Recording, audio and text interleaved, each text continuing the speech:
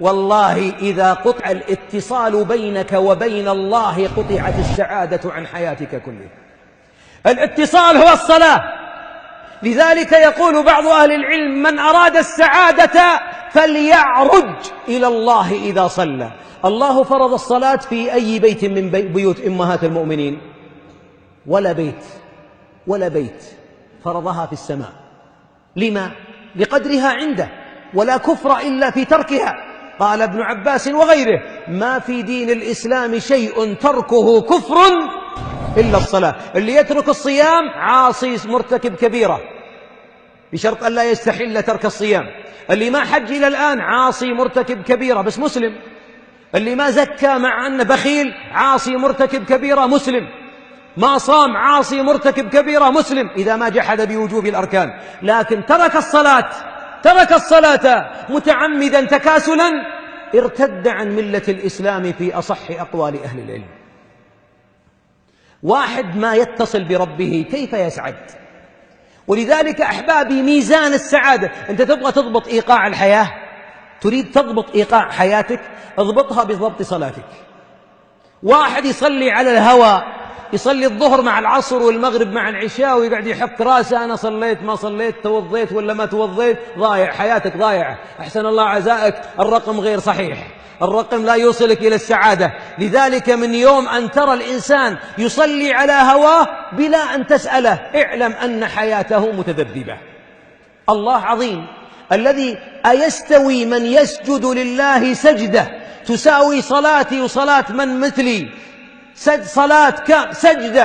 أنا رأيت رجل سجد سجدة في المسجد الحرام 40 دقيقة في جوف الليل، والله 40 دقيقة. وأنا كنت ماخذ عمرة وما أبغى أستاجر، أبغى أرجع للرياض، مو طيب فيني داخل الحرم، ما عندي مكان آخر. صلينا ركعتين 3 4، جلسنا بجوار الرجل ما رفع رأسه، خشينا أنه مات. فبعد 40 أو 41 دقيقة قال: الله أكبر، إذا وجهه الشمس كأنها في مفرقه وكأنها في وجهه نور. والله لو لم يكن متلذذا بمناجاة الله ما سجد 40 دقيقة. إذن أكبر سبب من أسباب السعادة خذها: أن ترضى بالله ربا وبالإسلام دينا وبمحمد نبيا. والحديث الحسن قال: ذاق طعم الإيمان. يا اللهم ارزقنا طعم الإيمان. ذاق طعم الإيمان من رضي بالله ربا وبالإسلام دينا وبمحمد نبيا.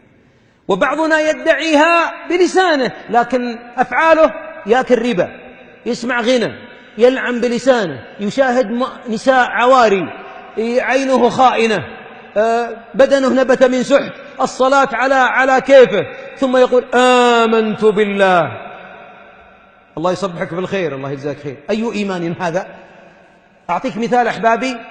ولذلك كان من دعاء الحبيب دعاء عظيما: لو أنك في صحراء انقطعت السيارة، انقطع البنزين، وبينك وبين المدينة 50-40 كيلو، مشيت في الظهيرة حتى رأيت الموت بعينيك، وصار أمامك السراب، وصار الهلاك أقرب من النجاة، وبدأت تتكلم بهذر، تهذي بما لا تدري، مزقت ملابسك، تمشي تحت الظهيرة، أيقنت الموت، جلست تحت شجرة، رفعت العين إلى السماء، إذا برجل يقدم لك هذه القنينة من الماء.